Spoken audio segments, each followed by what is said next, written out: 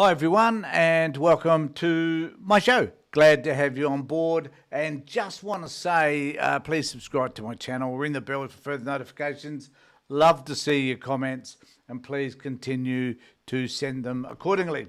I'm going to talk further about Sussan Ley and Sky because I find this is just kind of like this fascinating conversation that Sky is having, which is this sort of, trying to think of an appropriate way of putting it. I was going to say schizophrenic moment, but that's probably an insult to people who are suffering from schizophrenia or any mental disorder whatsoever.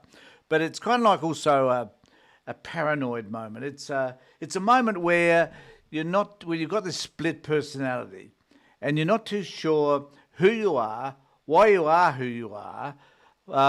Your sense of identity has kind of been lost in the confusion which sort of sits around the Liberal Party losing in such a dramatic fashion. So I just want to say to everybody, stand by and we'll hear what more I have to say in just a moment.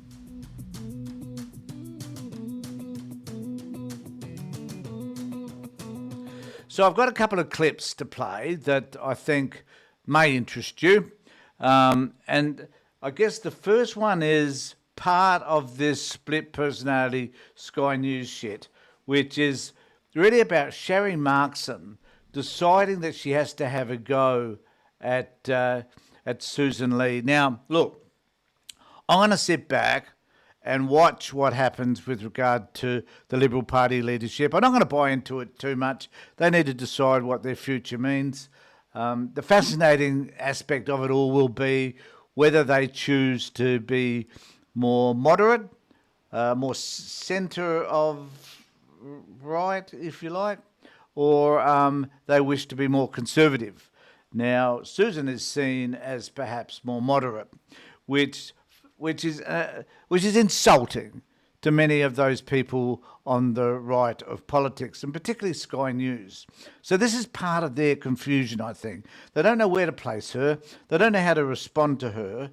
And so they spend a lot of time criticising her.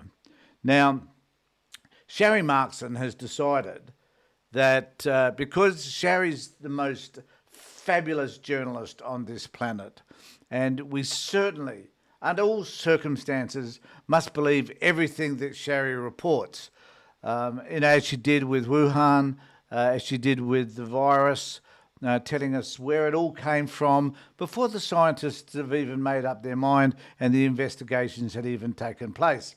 Sharri knew because she always has the good oil, the inside information, the information that you and I or any other journalist would not be able to get, simply because she's special. So in this particular bit, though, she's describing her specialness in relation to Sussan Ley and what her investigation has discovered about this terrible woman. Now, the reason why Sussan Ley, and I'm not defending her here, but certainly the reason why Sharri and others would see her as a terrible human being is simply because in 2011 she took a trip to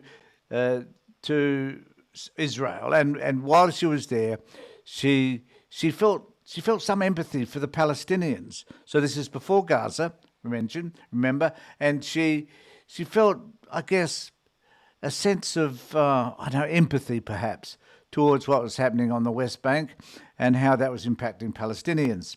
However, since then she has changed her mind.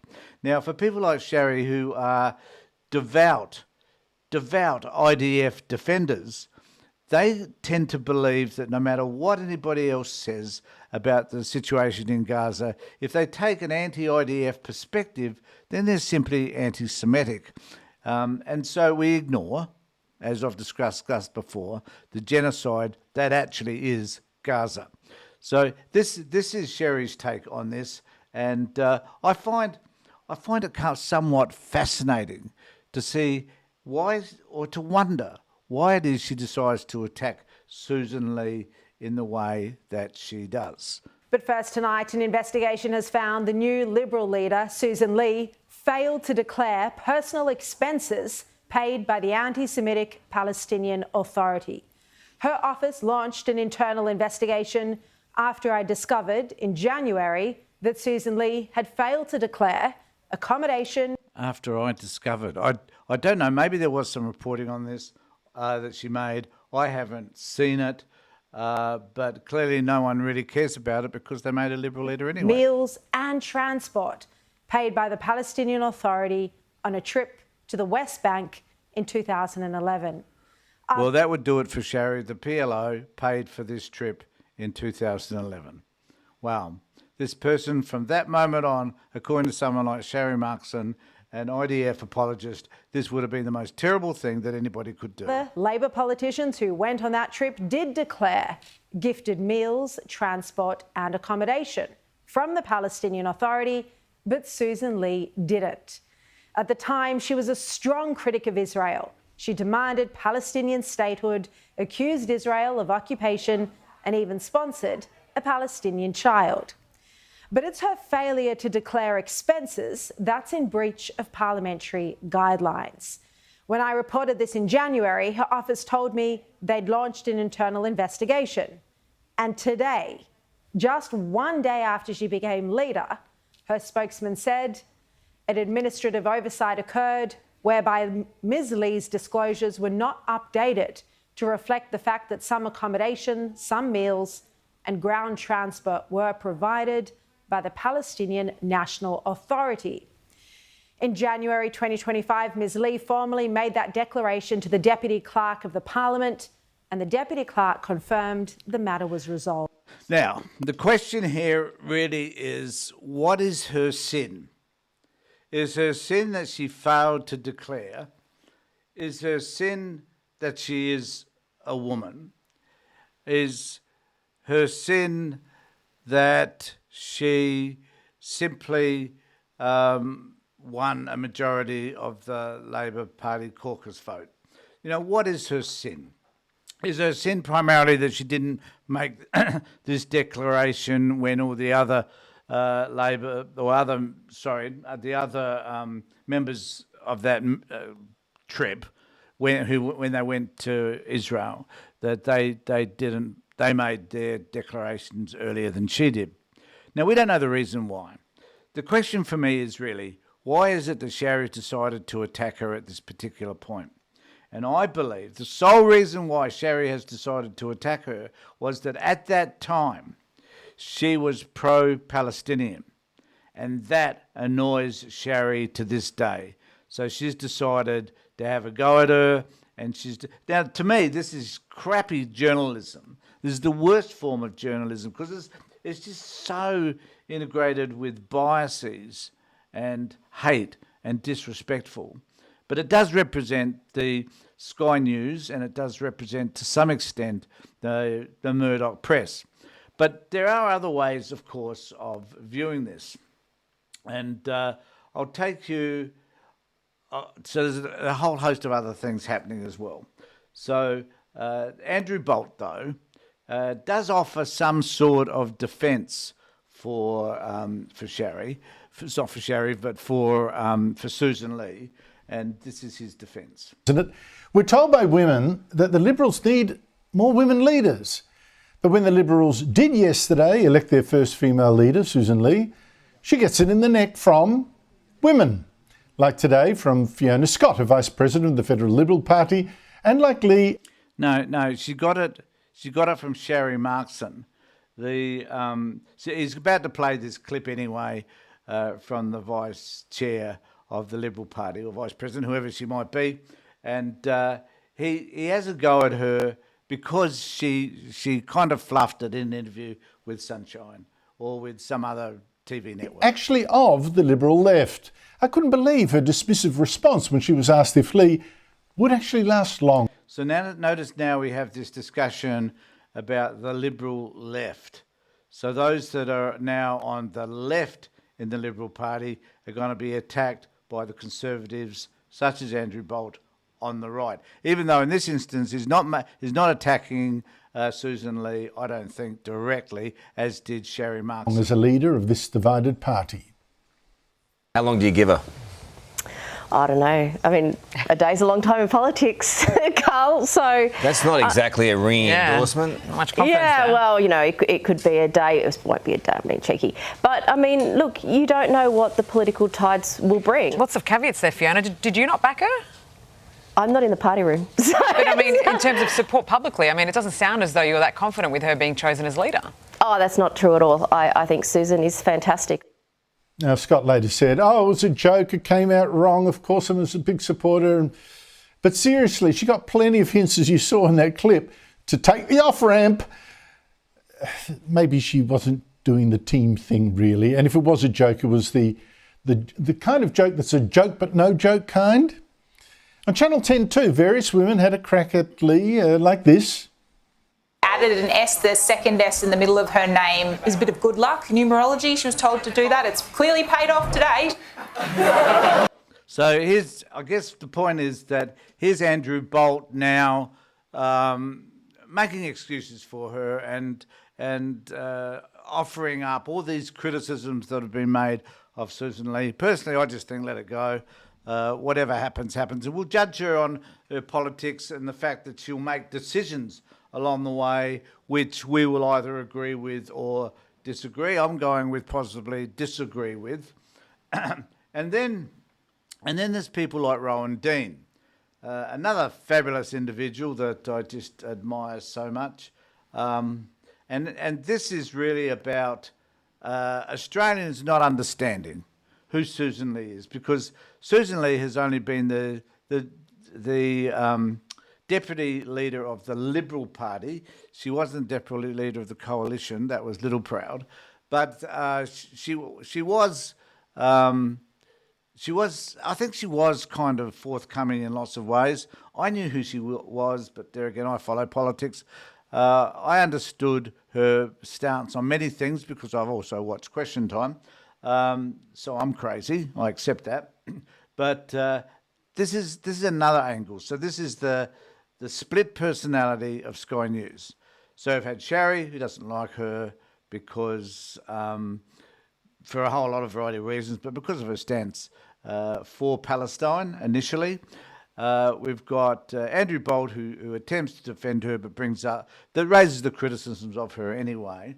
And then we have Rowan and his skewed version of the world.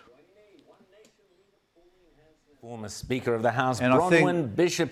Great to see you both. Now, I think what is interesting about this interview is that they continually roll out these two. So Bronwyn Bishop and Pauline Hanson. So they roll out the extreme right wing of all political parties. So Bronwyn Bishop really should just be retired, period, not appear on any shows whatsoever, because she's so right-wing and so conservative, it's painful to listen to her. And Pauline Hanson is just basically irrelevant. She has no power in the Senate. She has no representatives in the House of Representatives. She's just lame, period. But they bring out these two people, and it's kind of humorous, I guess, to watch what they're doing, because at the end of the day, it has no meaning whatsoever. But for the sake of argument, let's just hear what Pauline has to say. Let's talk about the coalition. Obviously, they chose their leader this week, Sussan Ley. She's not hardly a firebrand conservative by any means. She's been accused of being Labor light. Pauline, I want to ask you, Sussan Ley has pretty much risen without a trace. So just observe that criticism. She's Labor light. So she's more left than she is right. I've watched Sussan for years. I don't believe that's the case. I think she's far more right than any of that. She's certainly not Labor light.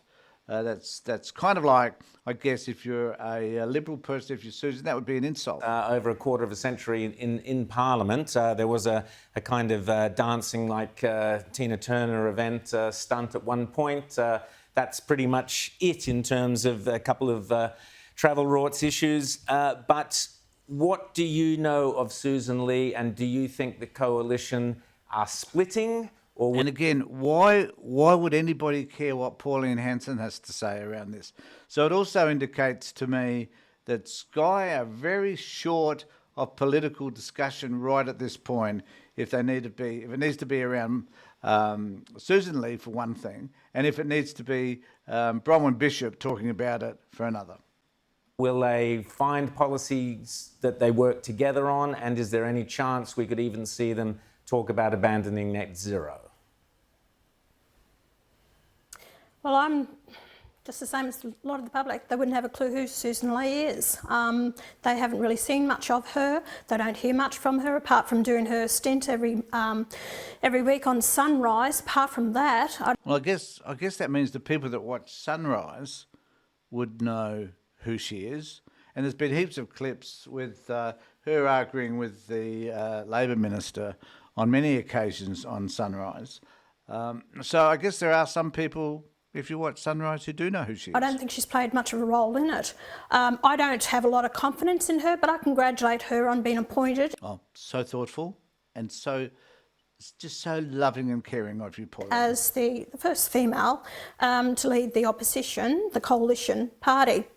I think there's going to be problems within Rowan. I think that there's going to be, now the Nats have actually kept all their seats, Libs have lost their seats, they don't have the upper hand with the numbers in the Parliament, that the Nats are wanting to say, hey, hang on a minute, we're going to really talk seriously about policy. Now, the Nats definitely want to get out of net zero. I think there's could be a break for the, make or break for the coalition. So here's the other argument being put forward. I'll try and find the bit where Bronwyn Bishop is asked about this, because Bronwyn Bishop, who's absolutely nobody, has a position which I think is so right-wing that it's just not acceptable to the public anymore. But nevertheless, they drag her out and they ask her to say her bit, and here she is saying it. No. Look, when the Liberal Party was formed 81 years ago, and the Country Party, as it then was, declined to become part of the new party, it was decided that they would go into coalition, and they've been that way for 81 years. It's not about to change. OK, let's talk about the Greens. We've got a new Greens leader.